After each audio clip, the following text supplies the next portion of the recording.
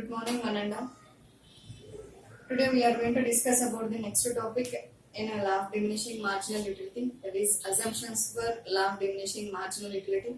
Before going to the topic, I'll say one thing. Many videos are uploaded in my YouTube channel. If you are like my videos, please subscribe my channel and give likes also. And if you are getting any doubts, please send in comment section. I'll clarify your doubts also. So now we are going to discuss about the topic law of diminishing marginal utility. In this law of diminishing marginal utility, we are assuming some assumptions also. For first starting of these assumptions, I'll give brief introduction about this law. Already we know that in last video only I am uploaded what about the introduction for this law and what are the definitions and what about TU and MU also we are uploaded.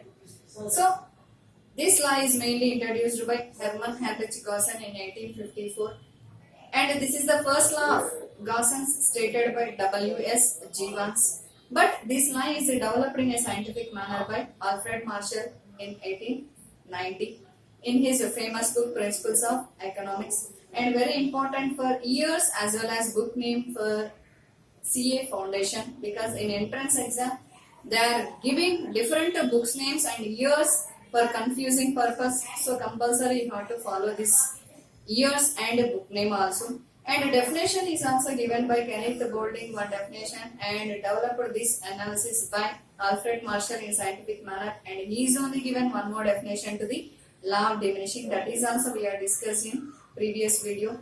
And what about the total utility and marginal utility also we are discussed. Now we are going to discuss about the assumptions. Without assumptions, we are clearly saying our law is not applicable.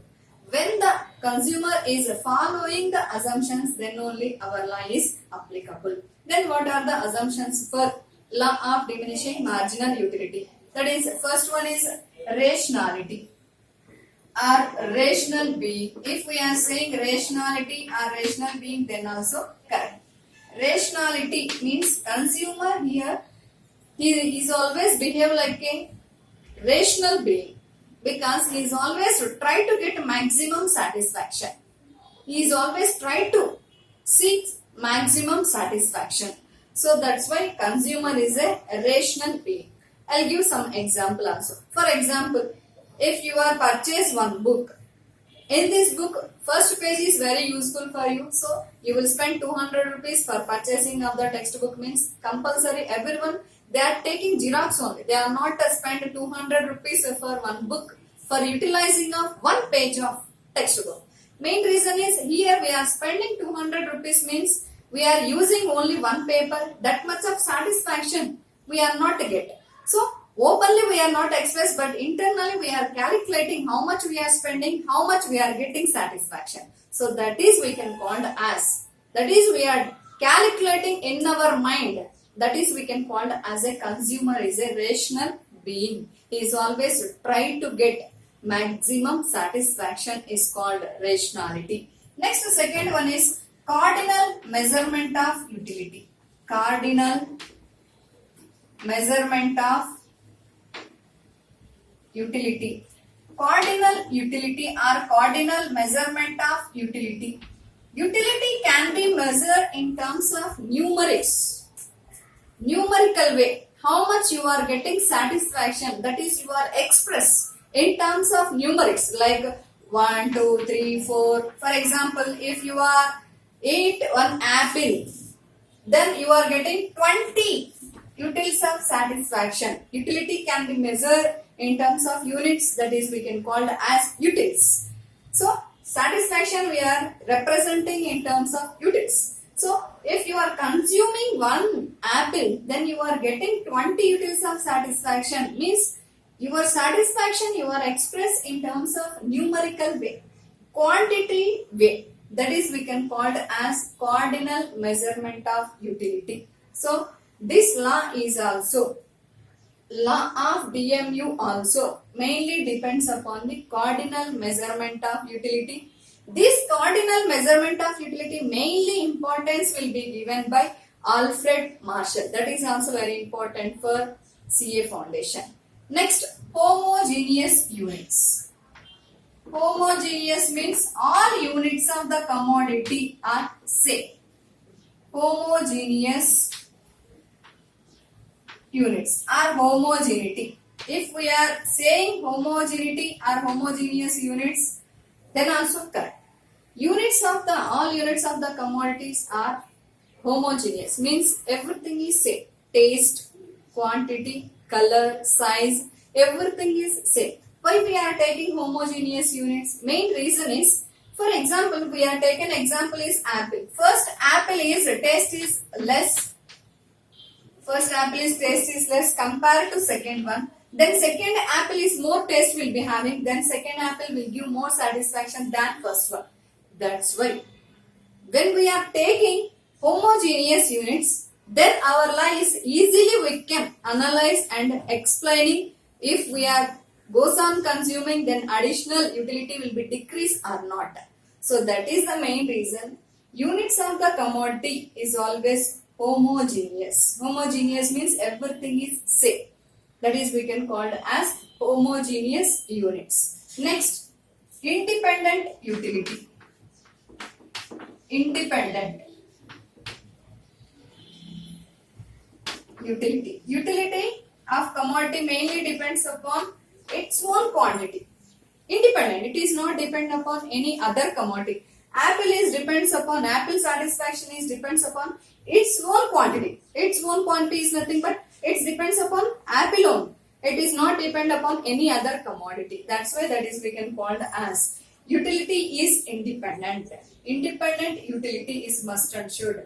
Next one is marginal utility of money remain constant. Marginal utility of money remains constant. Remains constant. Otherwise our law is not applicable. Actually in real life, if the consumer, if they earn more and more money, additional money will give more and more satisfaction. But according to our law, additional earning of the additional money is also will give same level of satisfaction or remain constant. Otherwise our law is not applicable. So that's why up to completing of our law, marginal utility of money remains constant. Next one is no time gap.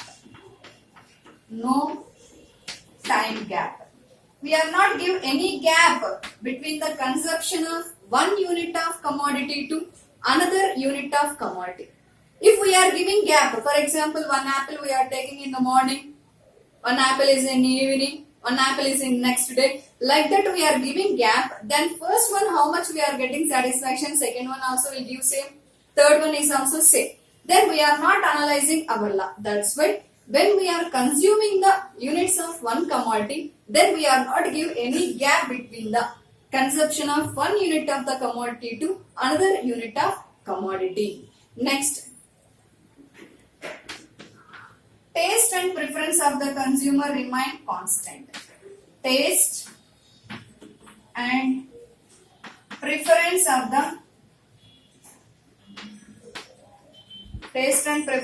the consumer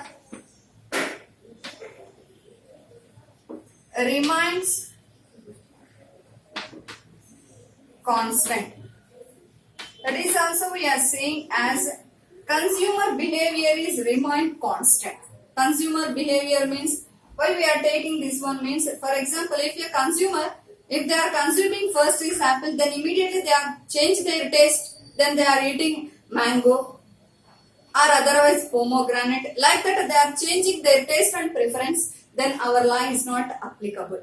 Up to completing of our law, there is no change in the taste and preference of the consumer. Next one is uniform size. Uniform size. Units of the commodity is, we are taking uniform size only. That is, we are not taking as a too big or too small. Uniform size only we are taking for analyzing of our law. Next one is market, full knowledge of market. Full knowledge of knowledge of market. Consumer is having full knowledge of the market. What about the price of the commodity? How much he will get satisfaction if they are consuming? How they will get maximum satisfaction? These are all complete information will be having by the consumer.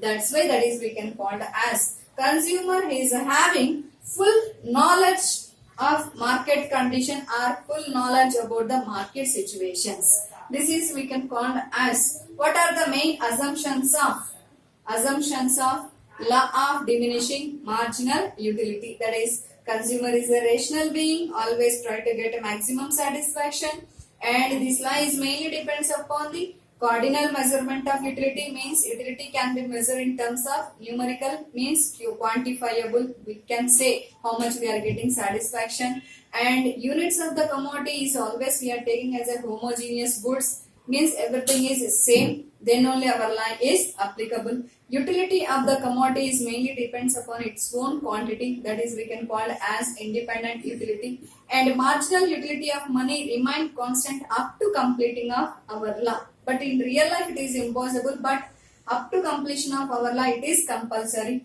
There is no gap between the consumption of one unit to another unit, that is we can call as no time gap, and taste and preference of the consumer remain constant, and size of the units of the commodity is uniform. We are not taking too big or too small, uniform size only we are taking, and at the same time market knowledge completely will be having by the consumer. This is what about the assumptions of the law of diminishing marginal utility. And next video we'll discuss about the what about the relationship between the TU and MU. TU means total utility and MU means marginal utility.